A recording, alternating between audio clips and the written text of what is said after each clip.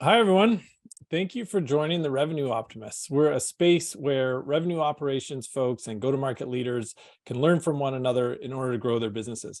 My name is Dave Nelson, and with me today, I'm very fortunate to have Rosalyn Santa Elena with me, who's an absolute expert in revenue operations. She's been the VP of RevOps at several businesses and now actually running her own business at the Revenue Collective. So Rosalyn, thank you so much for joining us. Yeah, thank you for having me. I'm super excited for this conversation.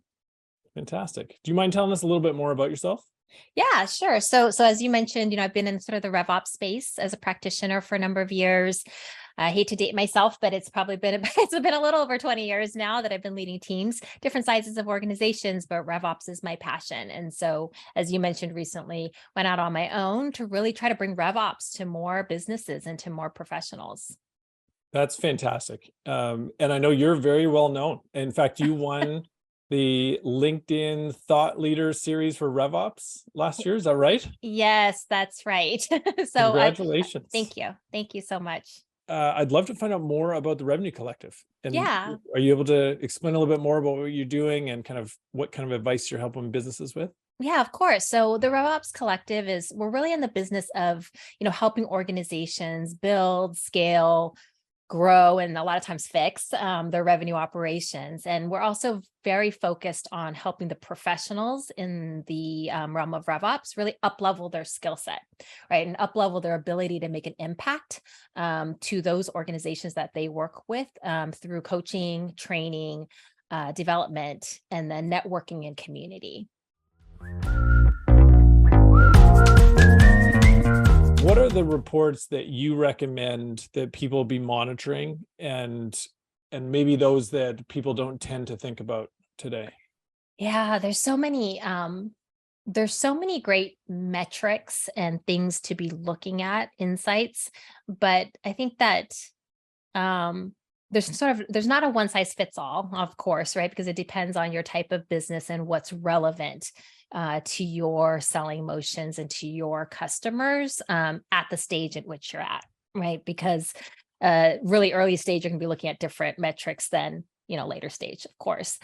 So one thing that I would say is just to, when you're thinking about the insights that you want to look at, focusing on that entire sort of end-to-end buyer or customer journey, and think about all of the different touch points across the journey, and then look at where are the places that you can make incremental improvements, right? Because a lot of companies, we all report on, like for SaaS ARR, right? We look at conversion rates, we look at win rates, we look at how many leads came in, how many calls, and some of those really top line type of metrics, net retention, gross retention, right? Churn.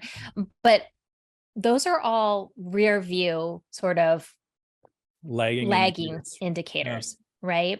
And so if you think about leading indicators, we'll start looking at, how many conversions, how many leads, how many, this and that. But it's the next level that's important, right? And that could be different for your business, but going one step or even two steps deeper into when you look at conversion rates, what type of clients converted, what type of leads converted, what were those touch points that happened prior to a customer reaching out to us, and really deep dive into some of those areas.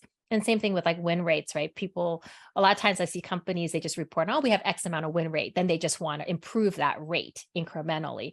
But what they don't dive into is, why did we win? Why did we lose? What are the things that we can do differently top of funnel, through our marketing, through our content, through our messaging, as well as throughout the deal cycle? What are the things that we could be doing differently to incrementally improve those results? Yeah, that's fantastic. So I liked what you said at the end, any tips that you have for measuring or monitoring why we won or why we lost in those Yeah. scenarios? Yeah. I think a lot of times, and I've seen this quite a bit where, in your CRM, you have, oh, we lost because they ghosted us or just they went dark or maybe it was, very, very typical, right? Oh, it's pricing. Oh, it's this, so they're very high level, but having that, monthly review of those deals and having that information and entered, right? The deeper level, kind of the next click is really important. Because when you say, oh, it's pricing, is it because we were too high, too low? Which part? Was it with competitor? There's lots of questions underneath that. And there's so much learning that can happen there. And so something super simple that I'm actually surprised that some companies don't do is have whether it's monthly or quarterly, depending on how, what your deal volume looks like and what your deal cycles look like. But there should be an ongoing cadence of win-loss reporting and meeting, right? And that's a cross-functional meeting with product involved and with your customer success team and your sales team and marketing as well, but also finance, and try to help understand, why did we lose and what can we do differently moving forward? Because I think there's a lot of learnings there. And a lot of times it's just a metric on a deck, right? People just report like, oh, we won, here's our win rate, but why? Right. Gotcha. Okay. Yeah, that's great. Now reporting isn't always the easiest thing. Do you have any No. recommendations for how you can report on that better? Is it adding fields to Salesforce? And sorry, any suggestions on how to report specifically on the wins, why we won or why we lost, whether it's fields in Salesforce or somewhere else for that matter? Yeah. So I think throughout the deal cycle, you should be capturing data points, right? And then it's not, a lot of times it's after the fact, like after a deal gets closed, lost, and we lost, then we say, okay, why did we lose? And then we have a required field in Salesforce, and then you check the box, right? And then that information is only as useful as, at that point in time, it's check the box. Okay, we lost because of X. But there's a lot of indicators across the deal cycle, right? While you're moving an opportunity through the funnel, there are things that we should be tracking, right? Not just around the account firmographics or the type of personas or how many people we talked to, who did we talk to, all of those different touch points, but then also identifying throughout the process, what are the use cases? Why are they interested? Why did they take the call? What are they trying to achieve? What are the pain points? So it's that kind of taking your sales methodology, whether that's MEDDIC or BANT or whatever methodology you're using, and really gathering the information throughout the deal cycle, because when you've lost, it's lost, right? It's done. It's a finite kind of an event that happens. But throughout the deal cycle, if you're picking up on those indicators and having those conversations to try to mitigate risk, that's one, right? The important piece of it. But it also helps you gather the data to be able to do that look back in terms of, why did we lose? Like, was it because this call, the technical call, didn't go well because we didn't identify, the use cases and,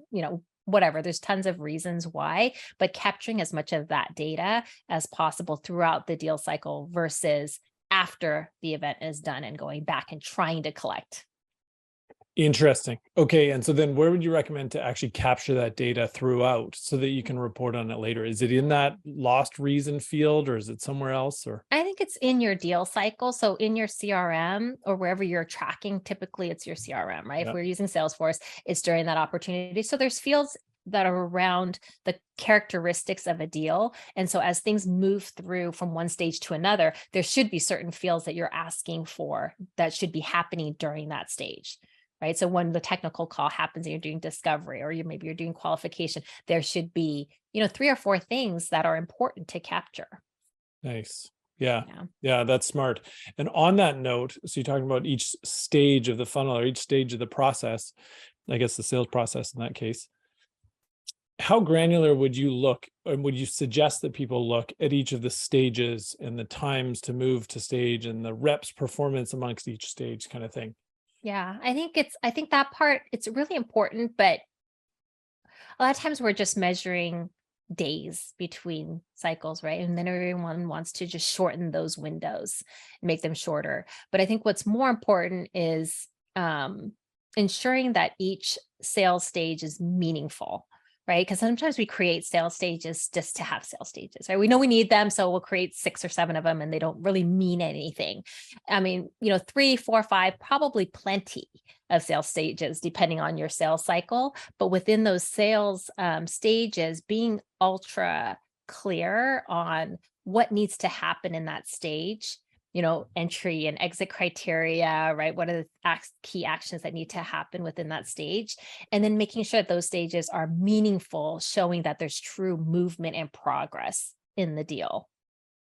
Interesting. And so would you recommend that the stage itself be more specific? So it's like first demo stage, second demo stage, or is it more high level, like we're building pipeline, we're solution building kind of thing at this stage still? Yeah, I think it's more high level, but representing a key milestone, because we know that there's going to be like a dozen things that are going to happen within that stage, right? You're taking calls, you're doing a demo, you're probably exchanging some content, you're doing a number of things. You're talking to multiple people, you're trying to do, kind of surround sound, right? Multi-threading, and you're doing all of these different things. So we know that's going to happen. But what you care about is, during that cycle, you're managers, leaders, everyone's coaching, you're working on strategy and all of that. But what you care about when you see a sales stage is that the deal has progressed to the next milestone.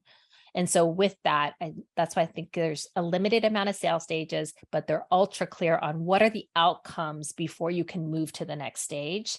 And then that way, everybody knows that if you're at stage 3, you're at this stage, all of these boxes have already been checked. And what's going to happen in this stage is these 2 or 3 key things to get to the next. Okay, I like it. Yeah. And that really lends then into kind of forecasting, right? So seeing how many deals are in stage 3 or stage 4, how much weight did you put behind, or do you put behind each of the stages and the times versus like the probability to close, or even the forecast to close fields that you would typically see as that correlates to the process? Yeah. So sales stages, if they're done right, then they're all consistent, right? Everybody's using them the same way. I mean, I'm sure you've seen, almost every organization I've gone into, it's like, oh, we have sales stages. Okay. And then you ask a couple of reps, what does it mean when it's in this stage? And you get, 3 different answers, right? Yep. Or you get I don't really know. I just kind of put it there, right? And even the leadership is guilty of that a lot of times, right? And so it makes the process for forecasting extremely difficult if you don't even have a clear picture of what actions have already been taken and what things have already been accomplished. And then when you get to forecast categories, same thing, right? You have multiple forecast categories. Again, you ask a handful of reps and they're like, oh, I put it upside. I think that's what it is, or it's commit, or it's, it's pipeline, or, omitted, or whatever the forecasting categories you choose to use. And so again, similar to sales stages, they need to be really clear and everybody needs to be on the same page, and on top of training and documenting and enabling, but practicing that during your forecast calls, right? And having the managers really isolate that, because if you spend all your time even deciding whether or not it belongs in that category, or trying to identify what actually that category means, then you've wasted all of the cycles, instead of what you really should be doing during the forecast call is figuring out, where am I actually going to land and how do I move the needle on all of these deals? Yeah, that's awesome. That's great. Well, Rosalyn, thank you so much for joining us. I've learned a ton, and hopefully it'll be a big help to the community. For those of you listening, if you're looking for more tips on RevOps or advice, you can stay tuned. We'll be posting a lot of this information both on LinkedIn and our Revenue Optimists page on our website. And you can go check out both the Revenue Collective. Oh, it's RevOps Collective. The RevOps Collective. Yeah. And the Revenue Engine podcast. Yeah. From Rosalyn. Thank you. Yeah. Thanks so much, Awesome. Rosalyn. Thank you for having me.